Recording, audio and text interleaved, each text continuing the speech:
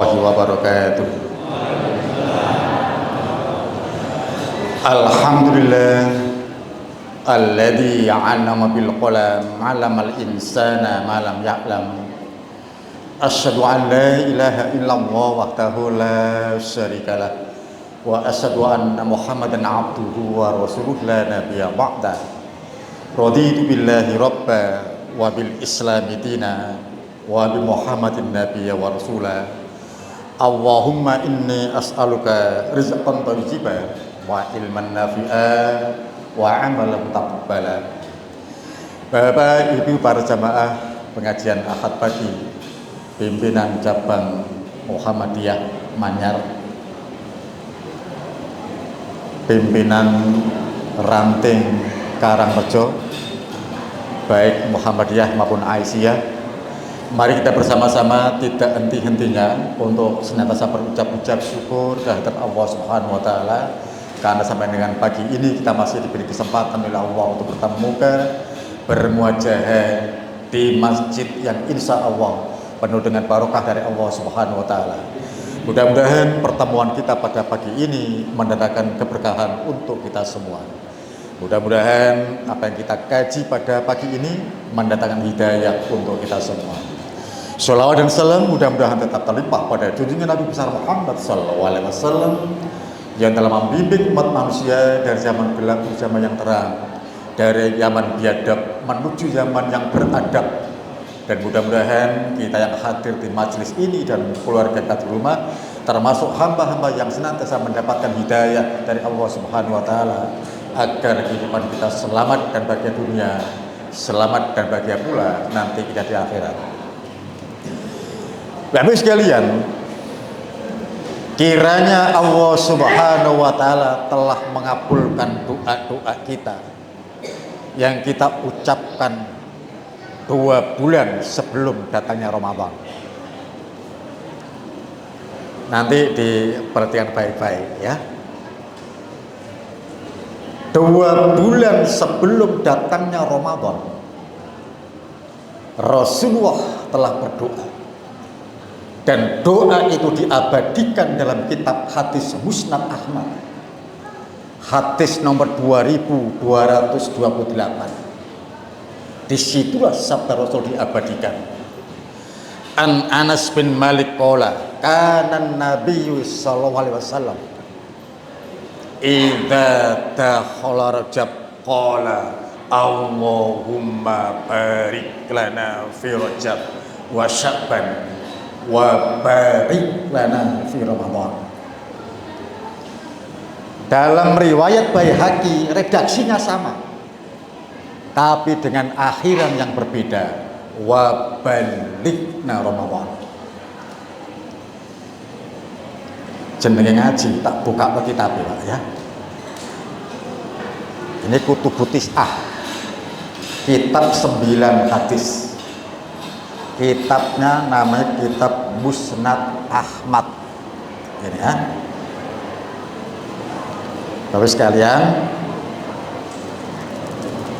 sebentar ya.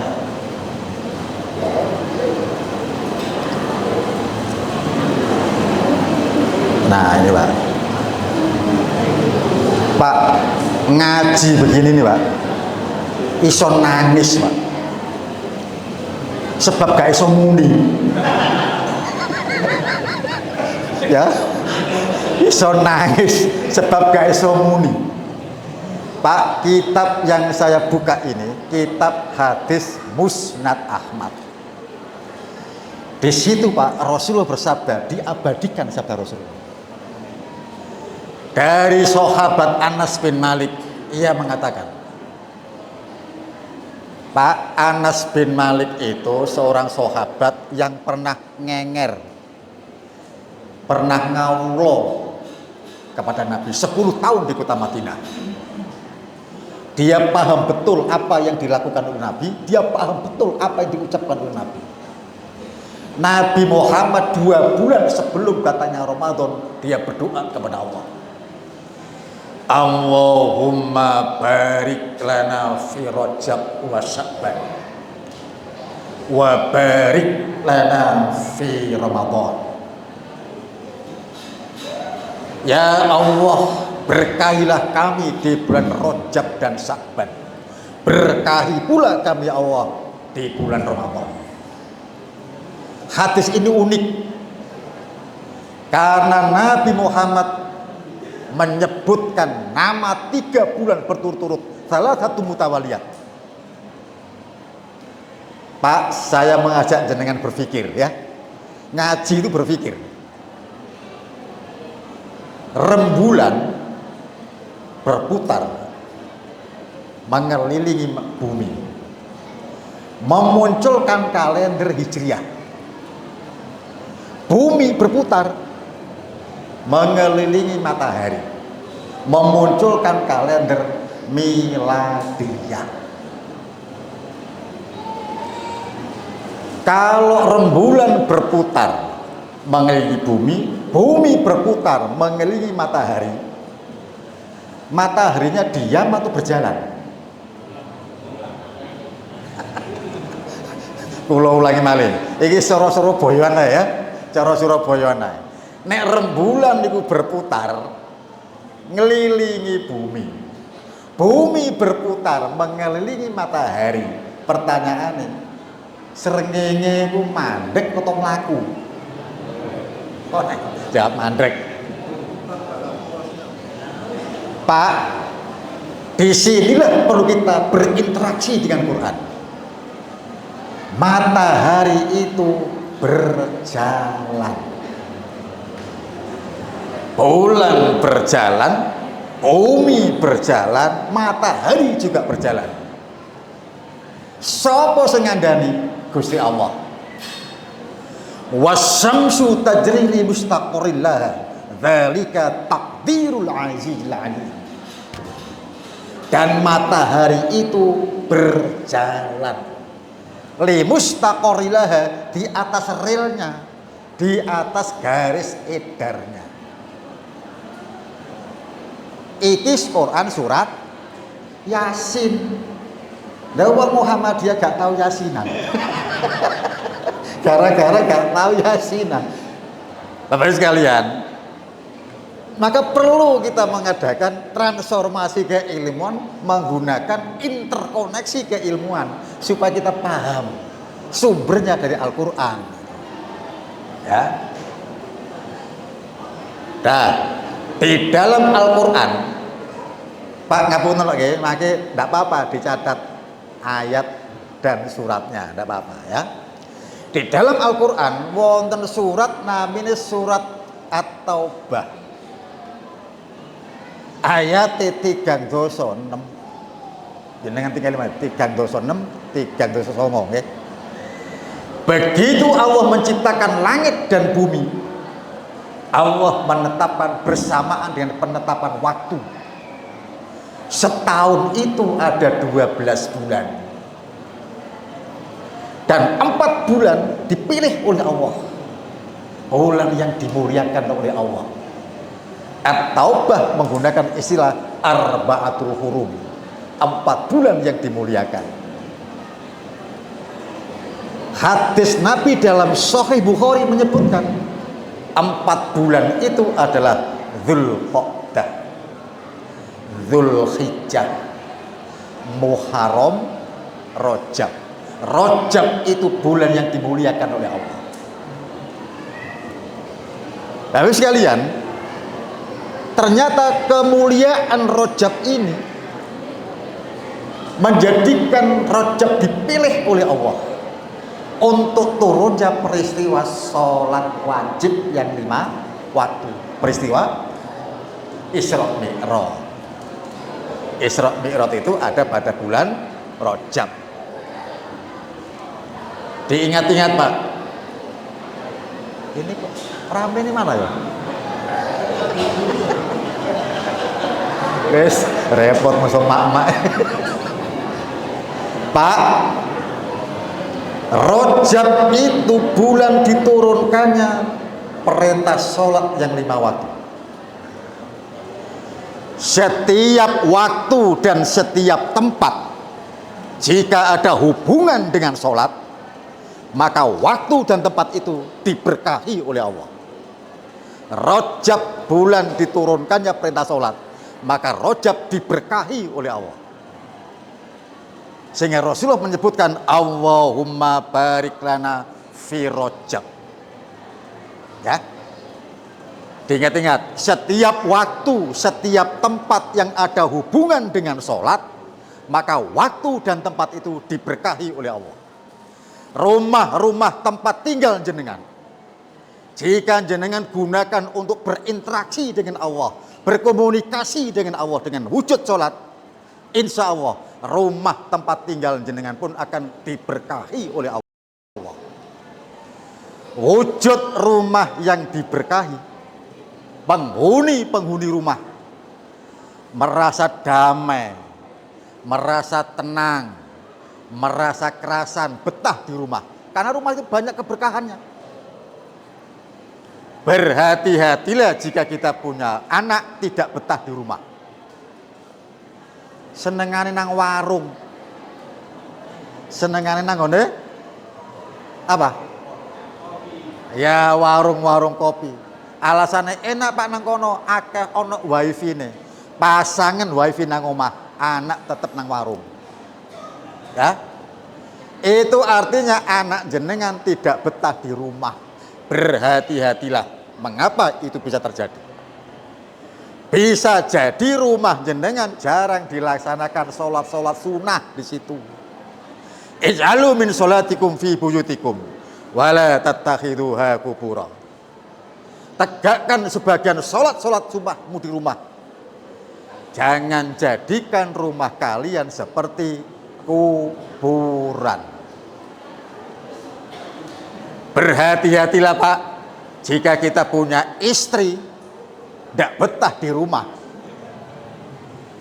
reuni ya.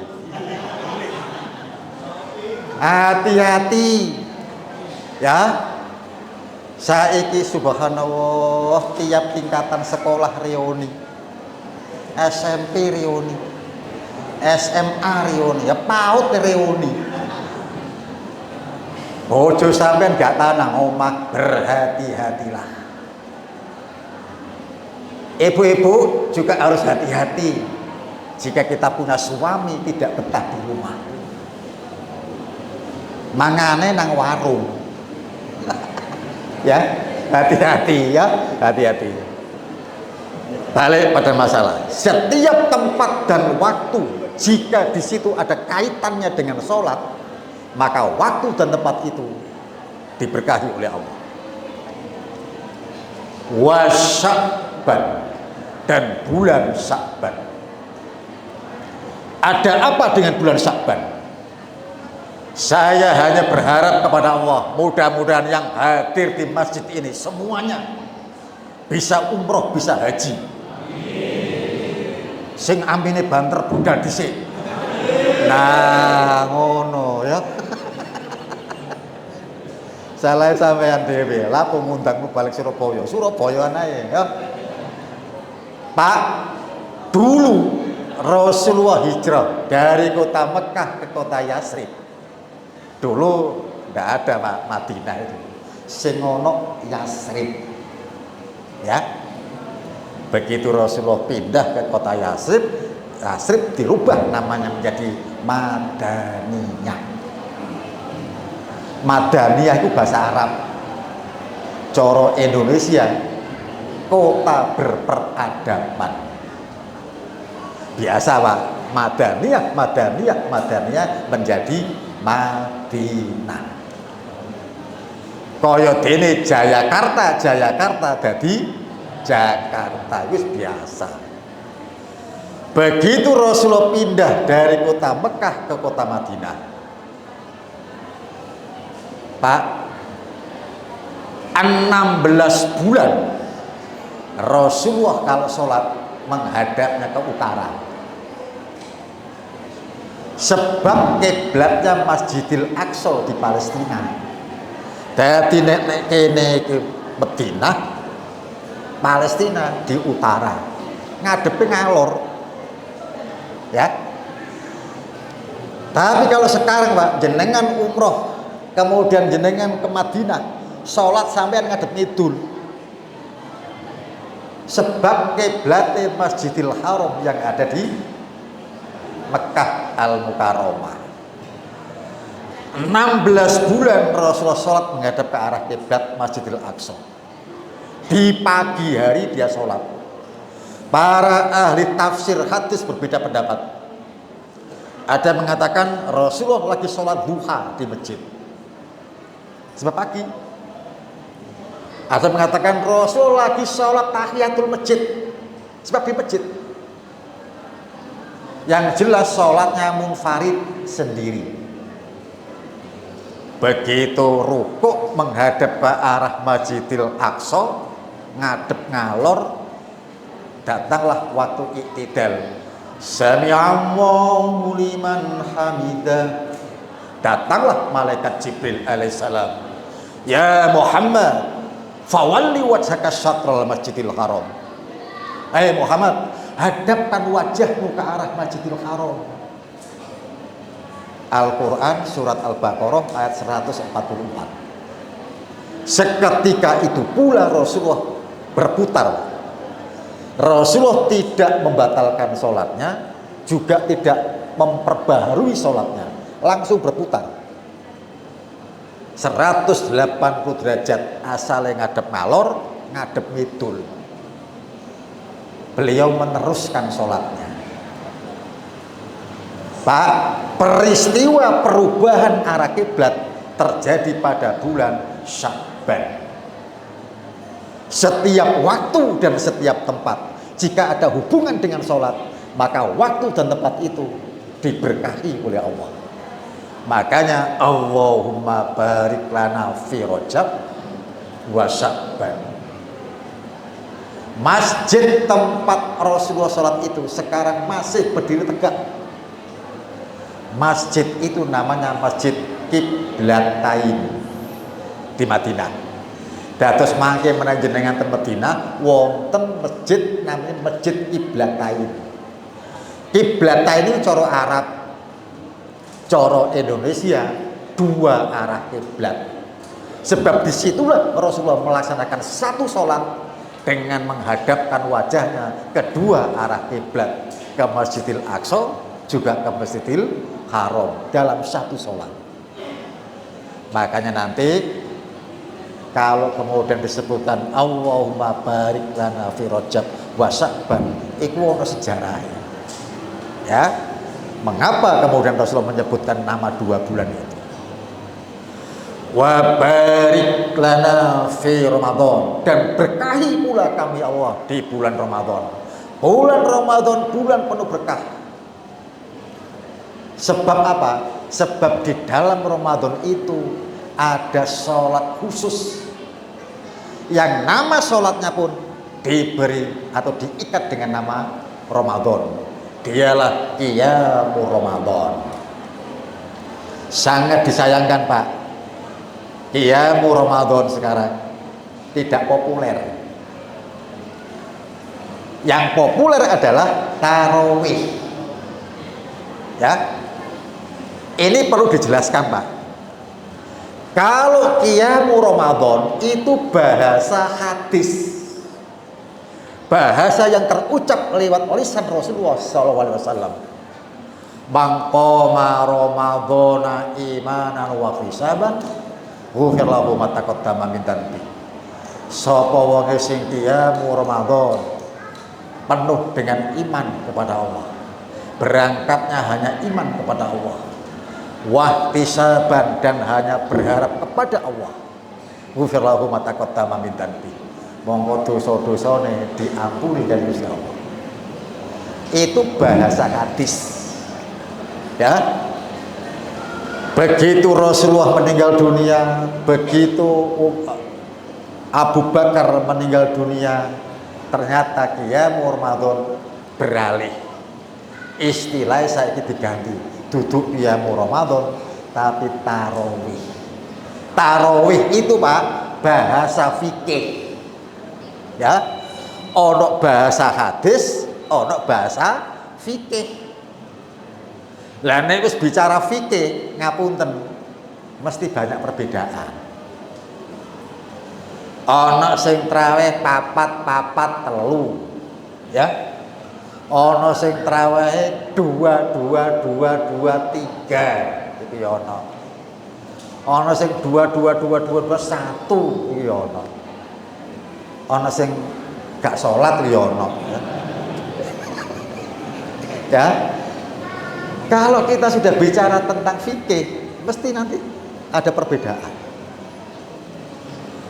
Wa ballighna Ramadan, atau Nabi juga berucap, dan pertemukan kami ya Allah dengan bulan Ramadan. Kita sudah dipertemukan dengan Ramadan sampai tuntas 30 hari. Ini patut kita syukuri. Nah, oleh karena itu tugas kita sekarang mesti harus tahu setelah purna pasca dari Ramadan itu. Nah ya, sekarang mari kita bicarakan pelan-pelan. Allah Subhanahu wa ta'ala telah bersumpah. Diling-iling nih ya, diling-iling. Allah Subhanahu wa ta'ala telah bersumpah hingga 4 kali sumpah berturut-turut. Sumpah Allah ini sangat akrab dengan telinga kita. Sering kita dengar, banyak di antara kita yang sudah hafal. Sumpah Allah itu difirmankan karena hanya menyebut hasil kreasinya berupa manusia. Sumpah itu berbunyi wattin wazaitun waturi sinin wa hadzal baladil amin. Huruf waw yang ada di ujung ayat itu namanya waw qasam. Ya. Dalam bahasa ulumul Quran disebutkan itu waw qasam. Apa waw qasam? Huruf waw yang digunakan menyebutkan sumpah Allah yang agung. Demi buah tin, demi pohon zaitun, demi gunung Sinai, dan demi negeri Mekah yang aman ini. Sebab ayat ini turun di kota Mekah. Baru kemudian Allah menyebut hasil ciptaannya yang berwujud manusia. Laqad khalaqnal insana fi ahsani taqwim. Pak, Allah menciptakan langit, menciptakan bumi, menciptakan hewan, menciptakan tanaman. Bahkan Allah menciptakan iblis, menciptakan malaikat. Tapi penyebutan hasil ciptaan tidak didahului dengan sumpah. Kecuali wujud ciptaan itu adalah berupa manusia. Berarti manusia itu makhluk yang luar biasa. Tidak hanya itu, Pak. Allah Subhanahu wa ta'ala menciptakan seluruh yang ada di muka bumi ini hanya untuk memenuhi kebutuhan manusia. Walladzi khalaqalakum ma fil ardi jami'an. Dialah Allah yang menciptakan seluruh yang ada di muka bumi untuk kalian bangsa manusia.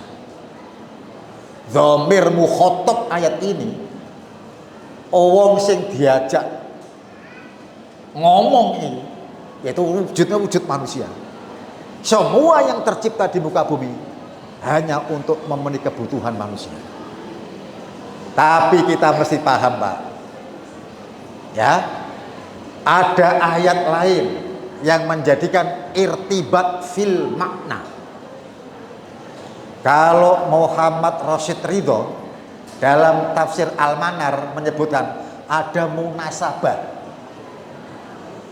Kalau Sayyid Qutb di dalam tafsir Fi Dhilalil Quran menyebutkan ada irtibat fil makna. Ada keterkaitan maksud. Wa ma khalaqtul jinna wal insa illa liya'budun. Dan tidak kuciptakan jin dan manusia itu melainkan untuk ibadah kepadaku. Pak, ini karena penting, saya perlu ulangi lagi, ya. Bahwa dunia diciptakan, dunia seisinya diciptakan oleh Allah untuk manusia, manusia diciptakan oleh Allah untuk ibadah. Diling-iling nih, ya, diling-iling. Jadi dunia seisinya ini diciptakan oleh Allah untuk manusia, sementara manusia dicipta oleh Allah untuk ibadah. Oleh karena itu semua aktivitas kita harus bernilai ibadah. Semua tingkah laku kita harus berorientasi negeri akhirat. Pak, kalau di dalam Muhammadiyah itu ada definisi tentang apakah agama itu. Makin jenengan buka himpunan putusan tarjih. Apa sih agama ini?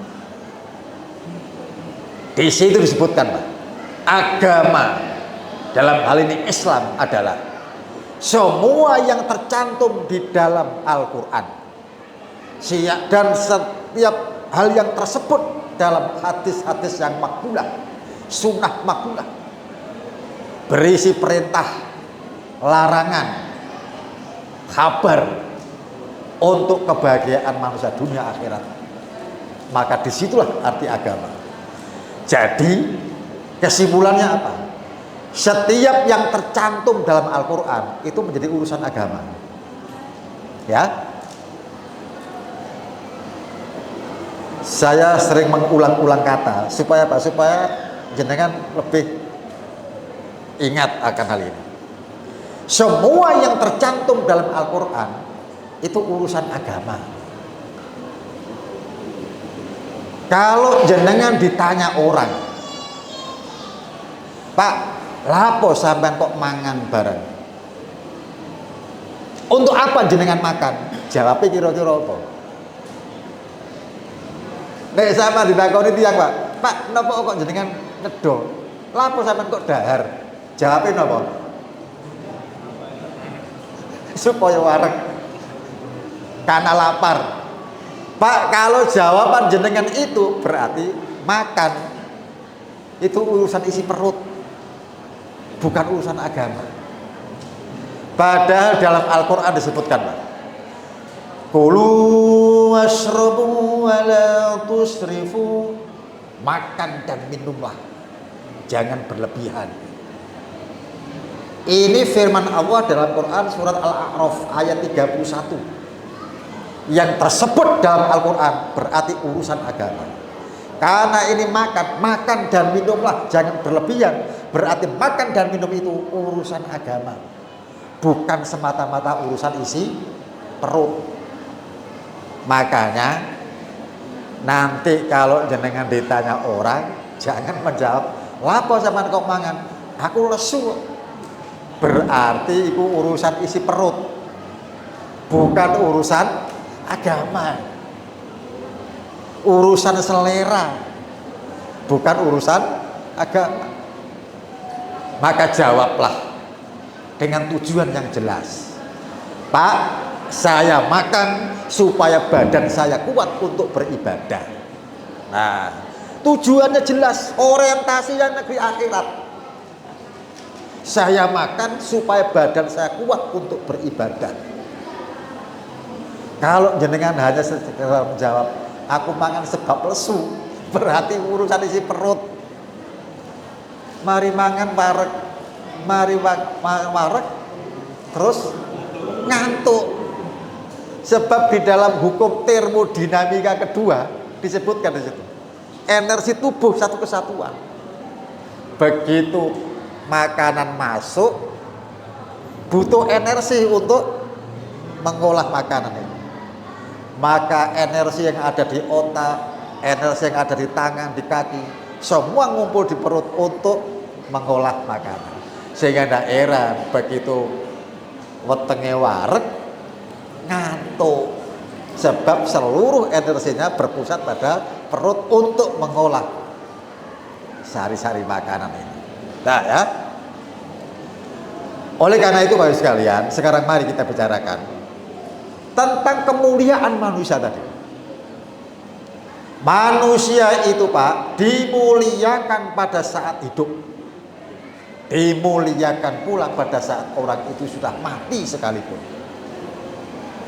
Dan Allah menyebutkan dengan permulaan huruf takkid, walaqad karramna bani Adam.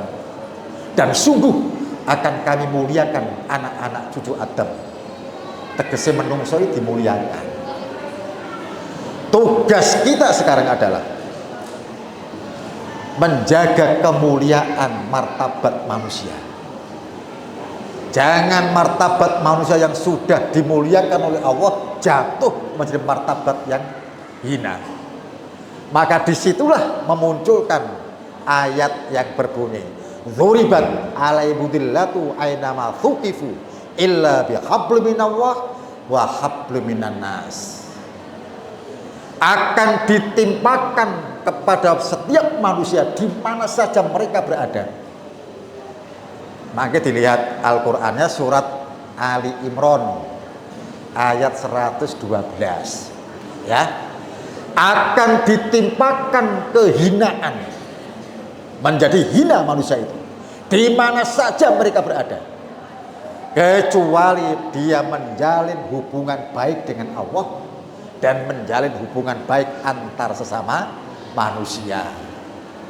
Dalam Ramadan kita berlapar-lapar, berhaus-haus karena pendekatan kepada Allah. Kita pada malam Ramadan bercapek-capek untuk qiyamul Ramadan, bercapek-capek untuk membaca Quran, semata-mata hendak taqarrub, mendekatkan diri pada Allah. Bubar Ramadan kita harus ingat bahwa tugas manusia dalam hal ini ibadah ada dua arah. Nek coro fisika ono vektor, ya ada vektor. Apa vektor itu? Vektor itu energi yang akan kita alirkan dalam dua aliran, hablum minallah wa hablum minan nas. Ibadah kita tertuju pada Allah, ibadah kepada Allah memunculkan hablum minan nas. Nah, oleh karena itu nanti kalau hablum minallahnya sudah kita laksanakan pada saat Ramadan dan semestinya istiqomah melakukan kepada 11 bulan yang akan datang, berikutnya adalah hablum minan nas, menjalin hubungan baik antar sesama manusia. Disitulah kemudian Rasulullah setiap selesai sholat Idul Fitri, dia berjabat tangan dengan sahabat-sahabatnya dengan berucap taqabbalallahu minna wa minkum. Itu doa, ya, jabat tangan sambil berucap taqabbalallahu minna wa minkum. Mudah-mudahan Allah menerima amalan kita dan amalan kita semuanya. Nah, ini mesti dipahami. Bahasa itu berkembang. Akhirnya ono silaturahim, ono silaturahmi.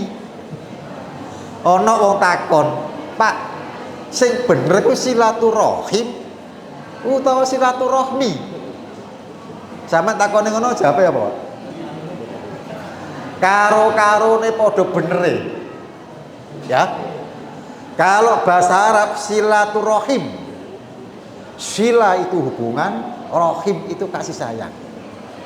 Silaturahim bahasa Arab itu, Pak, masuk ke dalam bahasa Indonesia dan menjadi bahasa Indonesia. Jenengan tinggal make kamus besar bahasa Indonesia. Silaturahmi. Ya. Jadi silaturahim itu sudah menjadi bahasa Indonesia, walaupun nantinya berbeda cara bacanya. Kalau dalam bahasa Indonesia silaturahmi, ya, banyak Pak bahasa Arab yang sudah masuk dalam bahasa Indonesia. Walaupun mungkin ada beberapa konsep yang berbeda. Contoh, masjid. Iku coro Arab masuk dalam bahasa Indonesia, masjid, ya, musola. Iku ya coro Arab mlebu dadi bahasa Indonesia, musola. Nek sampean ditakoni wong, apa bedane musola karo masjid? Ya apa sampean? Ayo. Sekali lagi Pak, iki ora badai ora, mengajak berpikir. Ya, mengajak berpikir. Apa bedanya masjid nek musola? Nek masjid gede. Nek masjid 5 waktu ono adzan. Masjid digawe Jumatan. Ya. Lah nek musola bangunan cilik, Pak. Adzane nek kober. Zuhur adzan, asar ora, maghrib adzan, isya ora, subuh tambah ora. Lah iku musola, Pak. Wes aku takon. Sampai nek mlebu masjid salat tahiyatul masjid. Sampai mlebu musola salat apa? Salat tahiyatul musola. Apa ya ono? Tetep salat tahiyatul masjid. Jenengan mlebet masjid, Allahumma ftahli abwaaba rahmatik. Sampai mlebu musola, dungane apa? Tetep podo. Ya. Perlu diketahui, Pak ya. Kalau zaman Rasul, sekali lagi Pak, bahasa itu memang berkembang ya. Zaman Rasul, Pak, yang namanya masjid itu bangunan besar. Tempatnya orang sujud. Al-masjidu itu artinya tempat sujud. Ya. Kalau orang itu kemudian masuk masjid, Rasul menginstruksikan sholatlah 2 rakaat sebelum kalian duduk. Tuntunannya begitu. Lah nek musola, Pak, musola zaman Nabi, tanah lapang yang digunakan sholat id, nah itulah musola. Ya. Cuma sekarang konsep seperti ini tidak dipahami. Ulai malih nek zaman Nabi sing diarani musola itu duduk bangunan. Musola itu ada tanah yang lapang yang digunakan sholat id. Nabi Muhammad, Pak, sholat id itu pada tahun kedua hijrah. Di tahun kedua hijrah ono sholat id. Nabi di Madinah hidupnya 10 tahun. Sholat idnya berapa kali?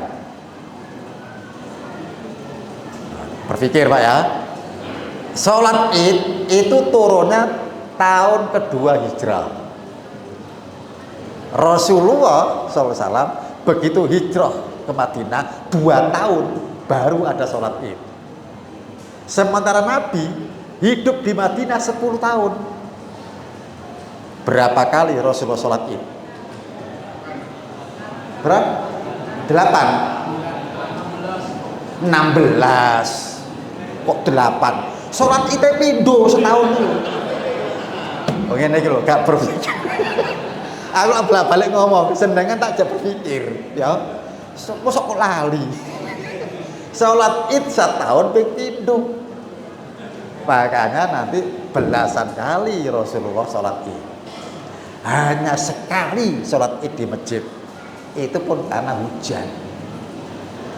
Ya, pada saat sholat Idul Adha ada orang yang tidak berkorban, padahal dia itu mampu. Maka Nabi mengatakan jangan dekat-dekati musola, tempat sholat kami. Nah, tempat sholat kami itu ya musola tadi itu di tanah yang lapang. Ya, itu bedone, Pak. Nah, Bapak sekalian, sekarang pada saat kita Ramadan, subhanallah, luar biasa, Pak, Ramadan. Aura Ramadan. Begitu Ramadan masuk, masjid-masjid penuh. Sholat tarawih. Sholat isya rame. Sholat subuh rame. Banyak, Pak, di Surabaya. Masjid musola sampai yang takmir memasang terop, gelar kloso. Sebab apa? Tidak muat. Saking akeh jamaah padha nang jaba. Sampai sing jero kosong.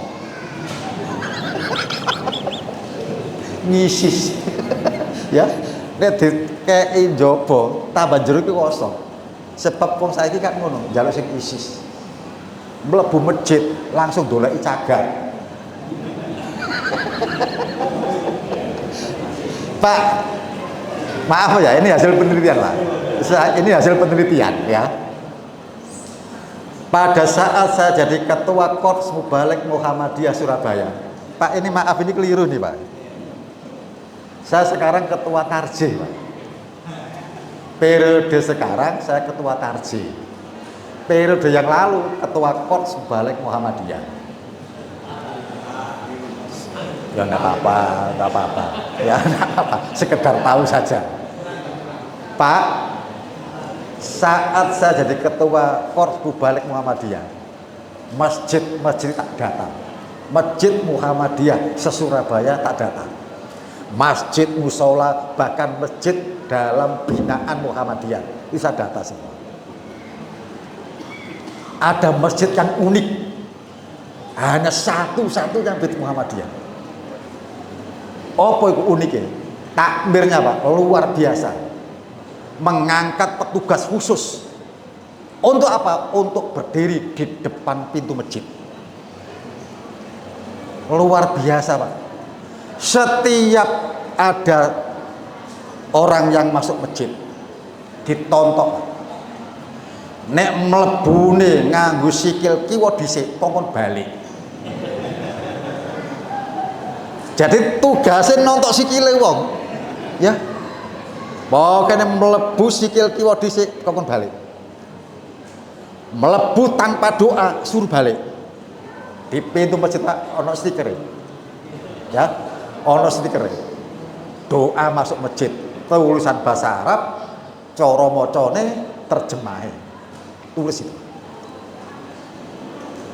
Kalau ada orang begitu masuk masjid langsung lungguh, kongkon ngadeg Pak, sampean durung sholat tahiyatul masjid. Luar biasa Pak. Masjid sini apa berani begitu? Paling ya sholat karep, mau gak sholat karep. Ya Pak, yang lebih apa mengerikan itu gini, termasuk saya Pak, kena semprot. Sebab pada saat saya ke situ datang sebagai seorang tamu untuk mendata masjid, saya kan duduk saya silo ini, ditegur Pak, Ustadz maaf Ustadz, ini masjid bukan tempat kenduren. Wow. Dadi wong silo ini dianggap lungguhe wong kenduren. Kongkon lungguh kaya tahiyat. Longgone ini Pak. Semua orang duduknya seperti ini. Sampean mlebu kono Pak. Wis sila sendepel kongkon mulai sampean. Ya, wis sila sendepel kongkon mulai sampean. Waduh, luar biasa masjid ini. Pak, maaf ya. Saya bisa saja Pak membantah, bisa saja. Berhubung saya di situ tamu Pak, mendata masjid, ya, asetnya berapa, khotibnya siapa saja, bahkan ada nggak kurikulum dari para khotib itu ada di situ. Untuk ya ini Islam berkemajuan kan begitu ya. Ojo selama Ramadan kutibali kumusiam masih dibahas, ya. Ono kurikulumnya Pak, ya. Ono juknisnya. Nah itu ada itu ya. Ya mudah-mudahan nanti di masjid khususnya di Manyar, umumnya di PDM Gresik, ya mudah-mudahan nanti ada seperti itu ya. Tapi sekalian berikutnya, kalau orang-orang sudah bisa istiqomah sholat di masjid, Pak, wis iki bloko suta wae ya, bloko suta wae. Wong lanang iku nek salat wajib kudune nang masjid. Salat-salat sunah dikerjakan di rumah. Bahkan salat rawatib itu di rumah. Hanya salat fardu yang ada di masjid atau salat-salat yang terkait dengan masjid. Sebab Rasul mengatakan, ij'alu min sholatikum fi buyutikum wala tattakhiduha qubura. Tegakkan sebagian sholatmu di rumah masing-masing. Jangan jadikan rumahmu seperti kuburan. Sholat wajib nang masjid, sholat rawatib di rumah. Itu kalau bisa begitu, ya. Rawatib itu bentuk jamak, bentuk mufradnya rotiban, mengiringi. Jadi sholat rawatib itu sholat yang mengiringi sholat wajib, ya. Nek ana wong Muhammadiyah sholat wajib nang omah, iku duduk wong Muhammadiyah, wong Aisyah ini. Ya, sampean catet iku. Ya. Dadi nek ana wong Muhammadiyah salat wajib nang omah, iku dudu wong Muhammadiyah, tapi wong Aisyah. Wis nang gawe seragam ijo kuning iku wae. Ya, dititeni. Kalau sholat sunnah dikerjakan di rumah. Ibu-ibu Aisyah boleh ke masjid. Ya. Jadi kalau laki-laki harus ke masjid, kalau perempuan boleh ke masjid. Ini mesti dipahami. Siapa yang mau memakmurkan masjid kecuali orang Islam sendiri? Tidak mungkinlah orang-orang kafir kemudian memakmurkan masjid. Ini mesti dipahami, ya. Berikutnya apa? Allah Subhanahu wa taala menjamin. Saya persingkat saja sampai ini apa namanya? Nggak usah lama-lama ngajinya ini, ya. Oh enggak, iwak manyungnya sedang ucul. Pak, coba ada. Ini ada hadis qudsi. Hadis qudsi. Yang bawah ini, Pak, ya. Di situ Allah Subhanahu wa taala berfirman, "Iftaratu ala ummatika khamsa shalawatin wa ahittu indi dan anahu man hafadha alaihinna liwaqtihinna adkhaltuhul jannah." Ini hadis qudsi, Pak. Ada pada Sunan Ibnu Majah. Gak apa-apa jenenge ngaji. Tak buka Pak kitabnya. Ya.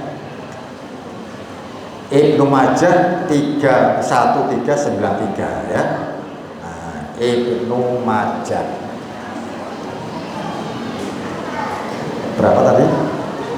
1393 ya. 1393. Nah, inilah hadis apa? Ya. Sehingga nangis iki mau iki. Maksud saya, Pak, sampean saya tunjukkan ini ono jenenge sanad. Sudah berubah warna.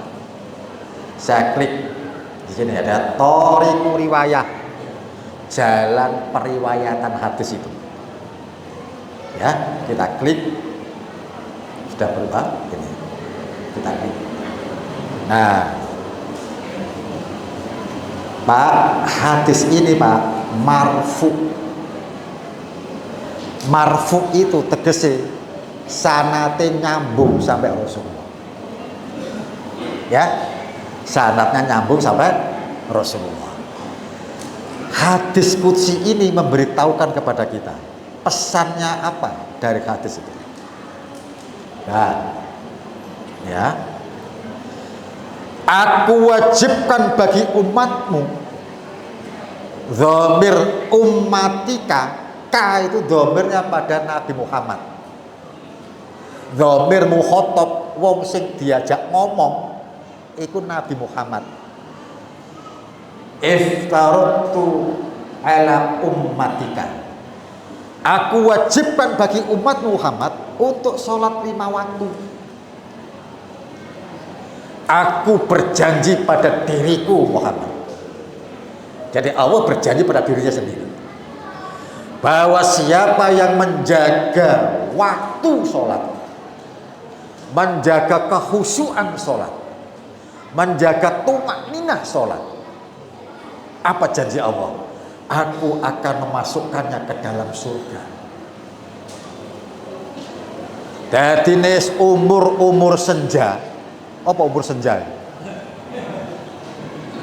Apa umur senja?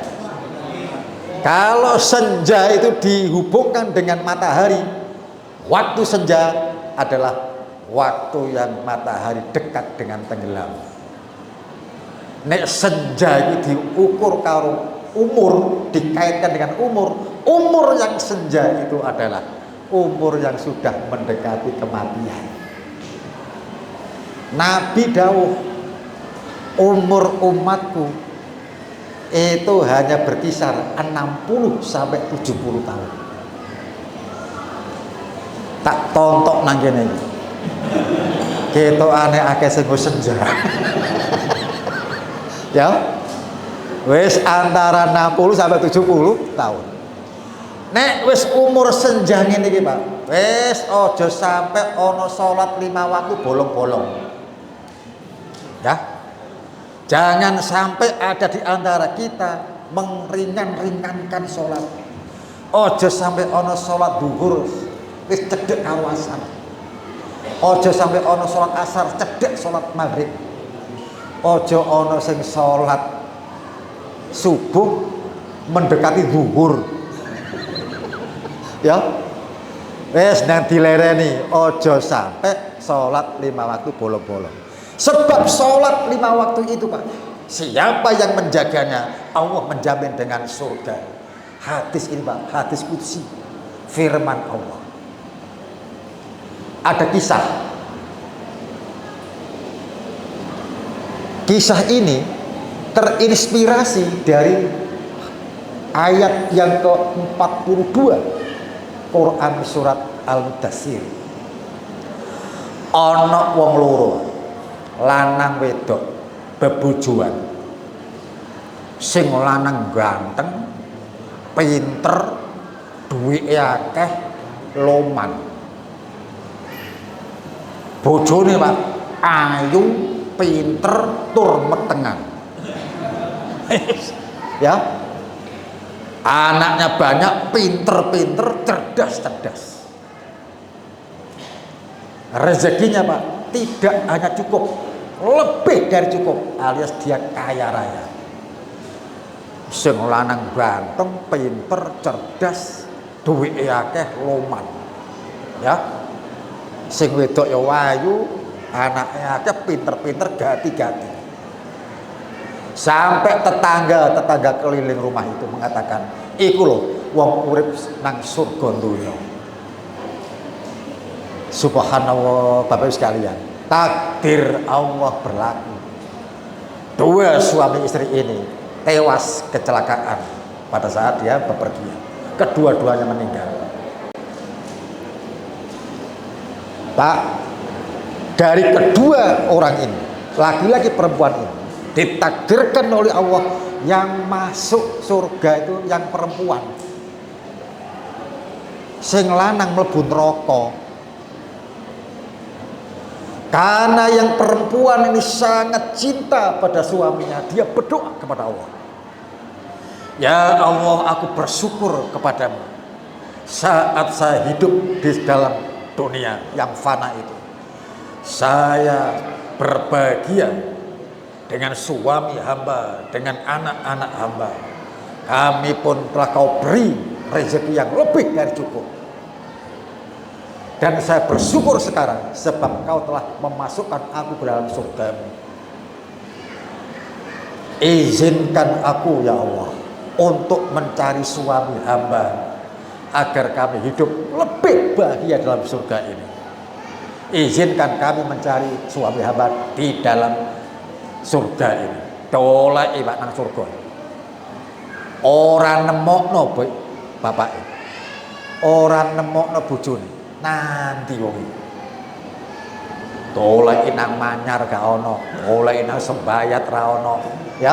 Dolai nang Gresik Kutha ra ono. Nanti wong iki. Bapak sekalian, tidak putus asa. Yang perempuan balik untuk berdoa kepada Allah. Dan doa ini kemudian diakhiri dengan kalimat yang berbeda. Kalimat yang terakhir apa? Berilah kami kesempatan untuk bertemu dengan suami hamba. Izinkan hamba untuk mencari suami hamba walaupun dalam neraka. Colek nang neraka. Di balik kobaran api muncul wajah sang suami. Maka ono kalimatnya nih Pak. Dibuka aja Qur'annya. Ono Qur'an jenenge surat Al-Mudassir. Ya, ini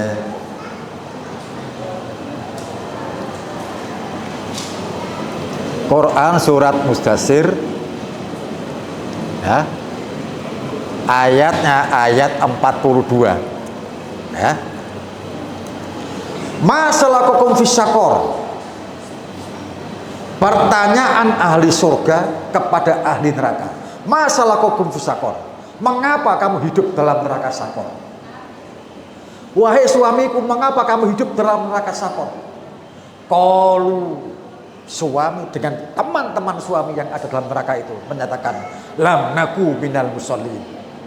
Ya, kami hidup dalam neraka sakor. Sebab saya dulu waktu hidup di dunia, walaupun setia dengan kamu untuk membimbing anak kita, setia dengan kamu dalam bentuk apapun nasib kita, tapi saat aku hidup di dunia tidak pernah menegakkan sholat. Hati-hati Pak. Ya, jangan tinggalkan sholat, jangan remehkan tentang sholat. Sebab ini hablum minallah yang menentukan kebahagiaan dunia, kebahagiaan akhirat. Masalakukum fisakor, qalu lam naku minal musallin. Al-Mudassir ayat 42 sampai dengan 43. Bapak sekalian, itu yang pertama yang mesti kita pahami. Hablum minallah lewat penegakan sholat. Sekarang masalah hablum minanas. Bapak sekalian, kalau kita pada saat Ramadan banyak yang bersedekah, banyak di antara kita kemudian menyisihkan hartanya untuk memberikan takjil, memberikan makan untuk berbuka, memberikan makan untuk sahur. Bahkan subhanallah hampir setiap masjid, saya yakin di masjid ini juga begitu, banyak orang-orang kemudian memberikan makan untuk orang-orang yang sedang berpuasa, takjil, kanggo buka. Banyak orang bersedekah. Rasulullah pernah ditanya oleh sahabat, wahai Rasul, sedekah apa yang paling utama? Ya, maka Nabi menyebutkan sedekah yang paling utama itu adalah sedekah yang dibayarkan, yang dilaksanakan pada saat Ramadan. Ya, hadis pada Sunan At-Tirmidzi, hadis nomor 599. Pak, nanti kalau jenengan membaca hadis kok di depan ini ada kata-kata sukila, Nabi ditanya, maka jawaban Nabi itu merupakan fatwa. Jadi Nabi memfungsikan diri sebagai seorang mufti. Fatwa itu adalah jawaban atas pertanyaan. Itu fatwa. Sedikit pemahaman dalam Muhammadiyah. Ya, ini penting Pak ya, penting. Produk-produk tarjih itu ada 3. Ya. Yang pertama ada putusan tarjih. Nek wis dadi putusan itu mengikat. Ya. Putusan tarjih. Maka bagaimana cara sholat, bagaimana cara wudhu, bagaimana cara sholat berjamaah, bagaimana azan dan sebagainya, itu ada pada dibahas pada HPT, himpunan putusan tarjih. Yang kedua, produk tarjih yang kedua adalah fatwa tarjih. Fatwa. Kenapa? Adanya pertanyaan. Banyak orang Muhammadiyah maupun non Muhammadiyah bertanya pada Majelis Tarjih Pusat. Maka ada jawaban. Ono fatwa tarjih. Contoh Pak. Maaf ya. Sahabat tidak usah tersinggung. Ono wong takon. Pak, ya apa Pak? Hukumnya rokok. Di Muhammadiyah Pak memfatwakan fatwa tarjih. Merokok itu haram. Pak, maaf ya. Walaupun itu merupakan fatwa, Muhammadiyah betul-betul mengalami tekanan yang luar biasa. Memberikan fatwa tarjih tentang rokok. Ditentang pemerintah, ditentang oleh petani-petani tembakau, ditentang oleh pabrik-pabrik rokok, ditentang oleh pedagang-pedagang eceran rokok. Sangat disayangkan Pak. Fatwa yang betul-betul menguras tenaga dan menjaga marwah Muhammadiyah. Ini saya ono, wong Muhammadiyah ngerokok. Ya Allah, jangan Pak. Kita harus menghormati fatwa tarjih. Ya, walaupun tidak mengikat. Nomor 3, ono jenenge apa? Wacana tarjih. Contoh ya. Maka ada fikih air, fikih kebencanaan, itu ada pada wacana tarjih. Ini mesti dipahami. Nah, kalau ada hadis yang su'ila, berarti itu fatwa nanti. Beliau ditanya orang, sodakoh apa yang paling utama? Kapan sodakoh yang utama itu? Nabi mengatakan sodakoh di bulan Ramadan. Tapi perlu diingat Pak, ono hadis meneh dalam Sahih Muslim, hadis nomor 1678. Di situ Rasulullah bersabda, diingat-ingat Pak ya, ini penting sekali ini. Mami yaumi yusbihul ibadu fihi illa malakani yanzilani. Fayaqulu ahaduhuma Allahumma aqtimun fikon khulafa. Wa yaqulu akhar Allahumma aqtimun sikan talafa. Di setiap pagi, di setiap hari, begitu kita bangun dari tidur, ada 2 malaikat. Malakani yang zilani, kedua-dua malaikat itu turun mendampingi kita. Jadi ada 2 malaikat tiap hari, tiap pagi turun mendampingi kita. Malaikat yang pertama berdoa kepada Allah. Allahumma aktimun fikon khulafa. Ya Allah, berilah ganti dari dermawan yang menyedekahkan hartanya pagi ini. Pak, banyak-banyak bersedekah itu tidak hanya pada saat Ramadan. Seyogyanya sedekah itu juga dilakukan di luar Ramadan sebagai wujud kita untuk habluminan nas. Akeh-akeh sedekah. Utamanya pada saat pagi hari.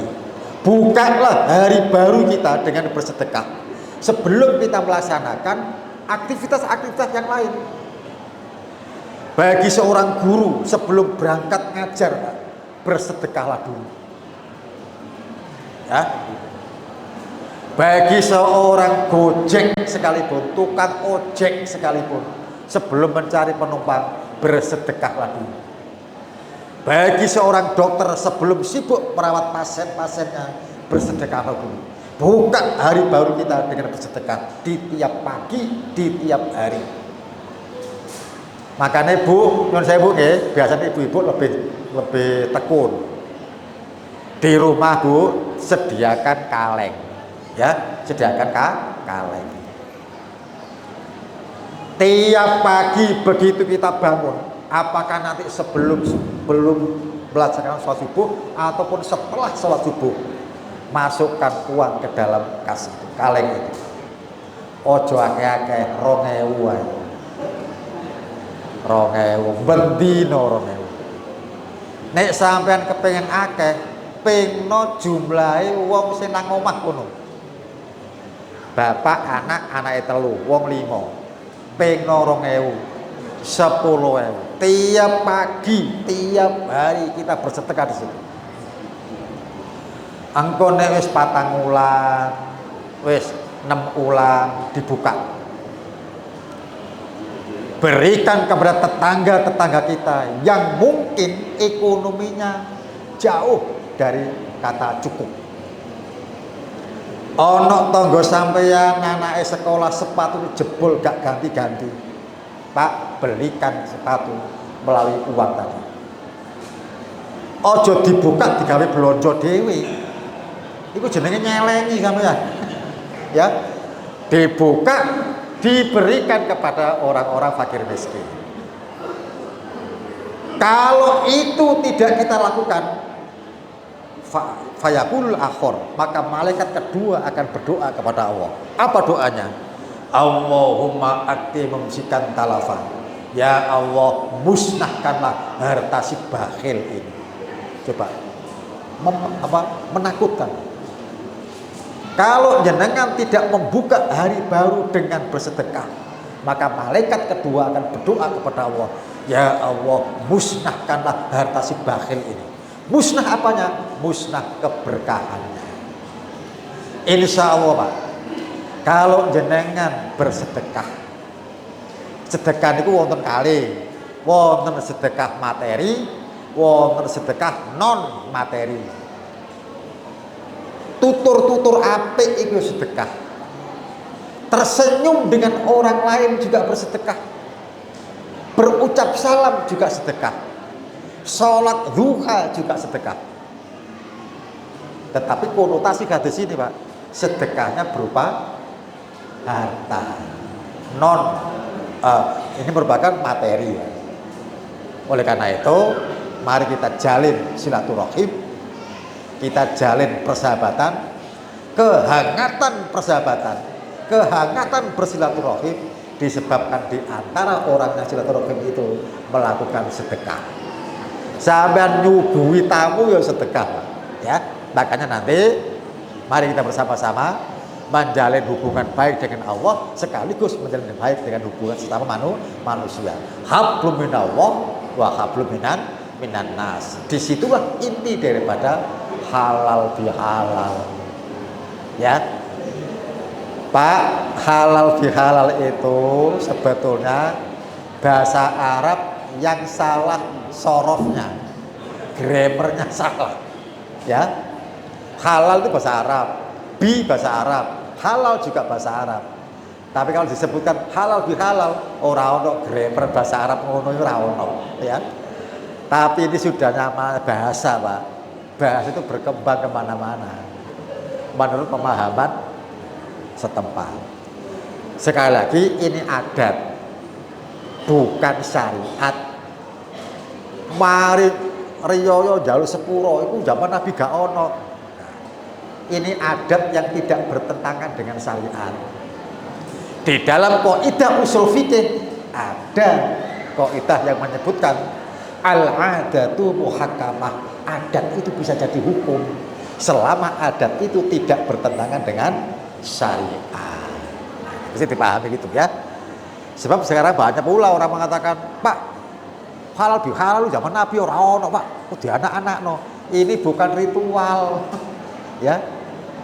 Ya dinamakan bid'ah itu kan yang ritual-ritual. Ini bukan ritual. Sampean nganakno gak apa-apa, gak dianakno gak apa-apa. Sebab ini adat, ya. Itu mesti dipahami. Al-adatu muhakkamah. Selama adat itu tidak bertentangan dengan syariat, maka adat itu pun bisa menjadi hukum. Lalu sekalian, saya kira cukup yang dapat saya sampaikan. Sudah jam 10. Ini tepat apa yang ada pada jadwal. Saya lihat jadwal saya itu jam 10 sudah selesai ya.